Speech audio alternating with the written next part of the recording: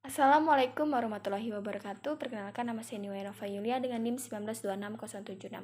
Baik, di sini saya akan menjelaskan materi tentang diagnosis keperawatan di SDKI.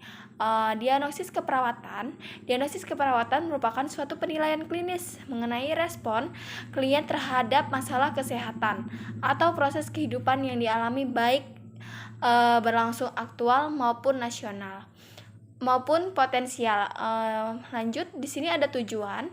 Tujuan itu sendiri adalah mengidentifikasi respon klien secara individu, keluarga, komunitas terhadap situasi yang terkait dengan kesehatan. Kemudian di situ ada kategori dan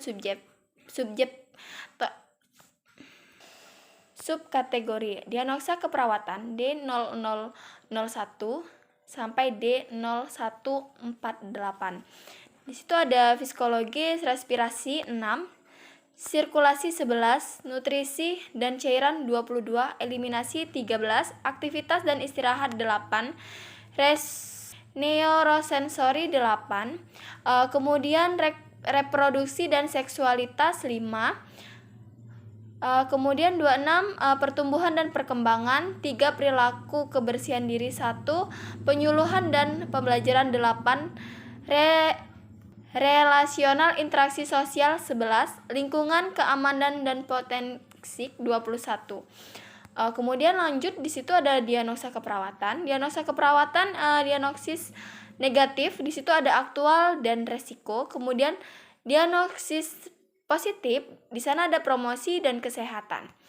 Diagnosis aktual yaitu di situ ada diagnosis aktual. Diagnosis aktual itu adalah menggambarkan respon klien terhadap kondisi kesehatan atau proses kehidupan yang menyebabkan klien mengalami masalah kesehatan. Tanda-tanda atau gejala mayor dan minor dapat mengalami masalah kesehatan. Kemudian ditentukan dan divalidasikan pada klien. Kemudian di situ ada diagnosis resiko. Diagnosis ini menggambarkan respon klien terhadap kondisi kesehatan atau proses kehidupan yang dapat menyebabkan klien berisiko mengalami masalah kesehatan. Tidak ditemukan tanda atau gejala mayor dan minor klien, namun klien memiliki faktor resiko mengalami masalah kesehatan. Kemudian diagnosis promosi kesehatan. Diagnosis ini menggambarkan adanya keinginan dan motivasi klien untuk meningkatkan kondisi kesehatan ke tingkat yang lebih baik atau optimal. Kemudian di situ ada komponen utama diagnosis keperawatan, yaitu masalah atau problem atau label diagnosis. Di situ label diagnosisnya ada deskriptor, fokus diagnostik, kemudian indikator diagnostik. Di situ ada penyebab, tanda atau sik, dan gejala, tanda sik dan gejala simptom. Kemudian faktor resikonya. Kemudian untuk contoh deskriptor dan fokus diagnostik pada diagnostik keperawatan, yaitu adalah deskriptor yang pertama tidak efektif, terus fokus diagnostiknya adalah bersih jalan nafas. Yang kedua gangguan, kemudian fokus diagnostiknya adalah pertukaran gas, kemudian penurunan curah jantung, intoleransi, aktivitas, defisit dan pengetahuan. Kemudian lanjut ke deskriptor dan definisi deskriptor pada diagnosis keperawatan. Di situ ada deskriptor defisit. Yang pertama defisit. Untuk definisinya adalah tidak cukup, tidak adekuat, difungsi, tidak berfungsi secara normal, kemudian efektif, menimbulkan efek yang dingin, kemudian gangguan, mengalami hambatan atau kerusakan, kemudian lebih, berada di atas nilai normal atau diperlukan, kemudian penurunan, berkurang atau dalam ukur, jumlah maupun derajat, kemudian rendah, berada di bawah nilai normal atau diperlukan, kemudian tidak efektif, tidak menimbulkan efek yang diinginkan. Kemudian indikator diagnosis aktual, di situ ada penyebab dan tanda gejala. Kemudian indikator diagnosis resiko.